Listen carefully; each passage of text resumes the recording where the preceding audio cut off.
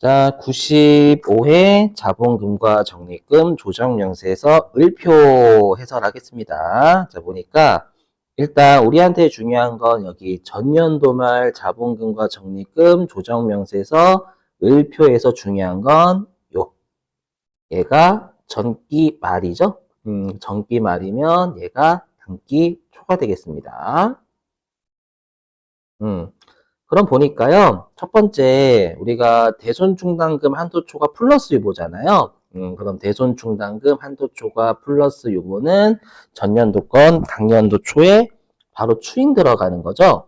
이어서 할게요. 그리고 X 1년 중 유보 금액과 관련된 내역이 또 단기에 대손충당금 한도초과가 또 700만 원이 플러스 유보가 발생했어요.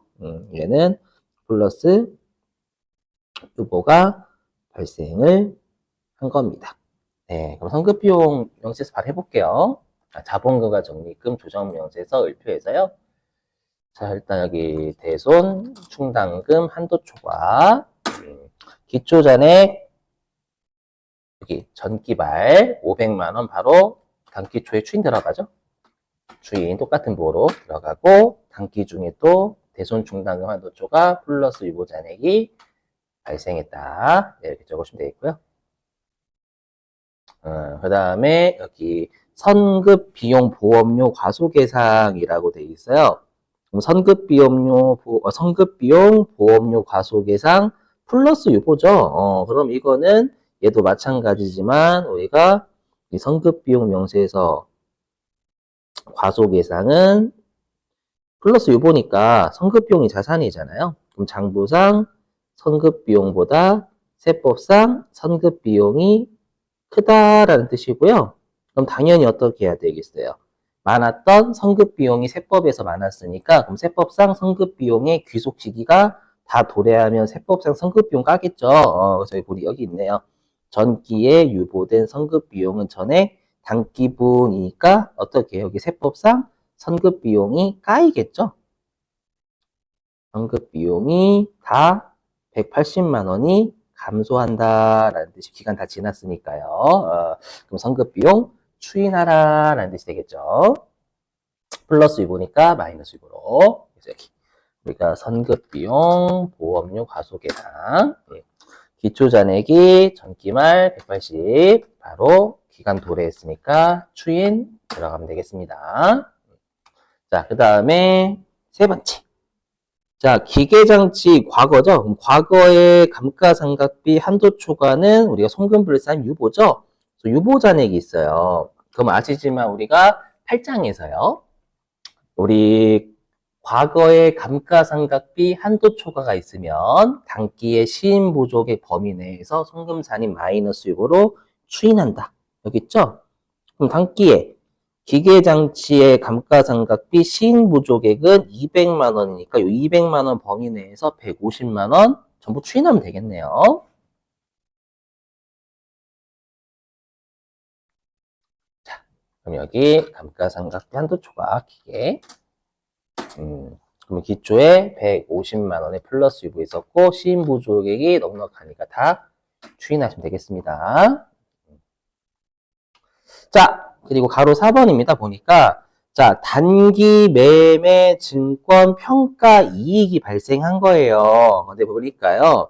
단기 매매 증권 평가 이익은 전년도에 마이너스 유보 잔액이죠, 여러분들. 마이너스 유보 잔액이니까 그럼 마이너스 유보면 어디가 많은 거냐? 마이너스 유보면 우리가 장부상 단기라고 하겠습니다. 단기 매매 증권보다 세법상 단기 매매 증권이 작은 거잖아요. 그럼 역으로 장부에서 단기 매매 증권을 여기에서 감소시키면 추인하면 되겠죠, 여러분들. 근데 보니까 단기에 단기 매매 증권의 50%를 처분했어요. 우리가 대표적인 자산은 총액법에 따르면 처분하면 유입도 있지만 우리가 감소도 있죠. 그럼 50% 처분했으면 여기에서 50%가 감소됐다라는 뜻이니까 그럼 50%만큼 추인하나라는 뜻이에요, 여러분들. 뭐냐면 예를 들어 보겠습니다. 예를 들어 보면 예예요, 사례. 예를 들어보면, 자, 만약에 전기에 취득을 예를 들어가지고 얼마라고 할까? 전기에 단기 매매 증권을요, 취득을 1,000만 원 했다라고 가정할게요. 차변에 단기 매매 증권 1,000만 원, 현금 1,000만 원. 이렇게 사례 든 거예요. 취득을 했다라고 가정입니다. 가정.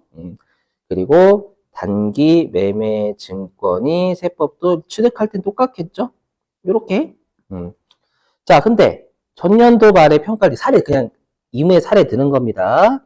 그럼 전기에 평가를 했을 때 평가 이익이니까 장부에서는 어떻게 쓸 거냐면 단기 매매증권 280만 원만큼 증가시켰겠죠. 그리고 대변에 단기 매매증권 평가 이익이라는 수익을 증가시켰을 건데 법인세에는 이거 기업 회계 기준에 따른 평가 이익이니 평가 이익이 인정하지 않겠죠. 그럼 이때 어떻게 쓸 거냐면 입금 불산입 단기 평가 이익을 할게요. 단기 매매증권 평가 이익 280만 원. 그래서 마이너스 유보가 전년도에 발생을 한 거예요.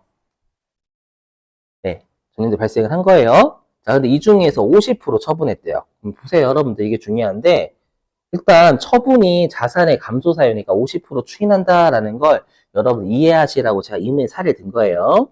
그럼 이때 단기에 50% 처분했어요. 그럼 50%를 처분해서 얼마에 처분했는지 몰라요? 그럼 처분했어. 그럼 예를 들어가지고 이해를 돕기 위해서 예를 들어 처분을 얼마라고 할까? 50%를 예를 들어 600만 원에 처분했다라고 가정해 볼게요. 600만 원에 처분했다라고 가정하면 장부에서는 단기 매매 증권이 1280만 원에 50% 처분해서 50%가 없어졌겠죠. 50%. 그리고 현금으로 처분했다라고 하죠. 600만 원에 600. 그럼 이거 계산하면 얘가 640만 원짜리를 600만 원에 처분한 걸로 보는 거니까 얘는 우리가 처분 손실 비용, 처분 손실이 40만 원 나왔을 거예요. 맞죠? 근데 세법은 단기매매 증권이 장부에 1,000만 원밖에 없으니까 세법은 1,000만 원에 50%인 500만 원 날라가야 되잖아요. 500만 원. 그죠? 근데 돈은 600만 원에 처분했다고 가정하면 했죠. 그럼 이때 처분 이익이라는 영업의 수익이 100만 원 나올 거예요. 그럼 장부는 비용이 여보세요? 그럼 장부는 비용이 40만 원인데 세법상 수익은 140이잖아요. 그렇죠? 그러면 수익이 140만 원만큼 늘어야 법인세법상 수익이 100만 원 되겠죠. 그죠? 그리고 장부는 단기매매 증권을 640 깠지만 세법은 단기매매 증권 50만 원만 까야 되니까 500만 원만 까야 되니까 140을 살리라라고 할 거예요. 그럼 단기 매매 증권 140 이렇게 될 거 아니에요.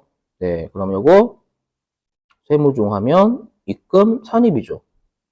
그 다음에 여기 단기 매매 증권 있잖아요.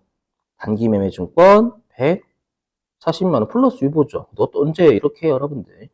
됐죠. 차이가 났던 자산 부채가 소멸하면 추인되는데 처분이 대표적인 총액법에 따르면 유입도 있지만 감소도 있을 거고 당연히 처분한 금액 같을 거 아니에요. 그럼 감소하는 금액이 다르니까 반대 세무종 나온다라는 거예요. 뭐 이런 거 외워주세요. 그래서 단기 매매증권 평가 이익이 마이너스 유보가 전년도 말 단기 초 280 있었죠. 근데 이 중에서 똑같은 보로 추인 50% 추인 이렇게 하시면 되겠습니다.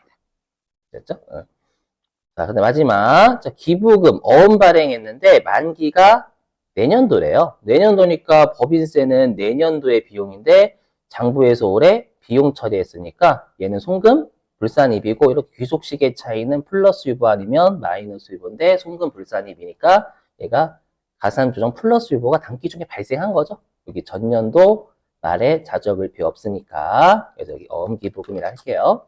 어음기부금 이 단기 중에 플러스 유보가 400만 원 발생했다 이렇게 적어주시면 되겠습니다.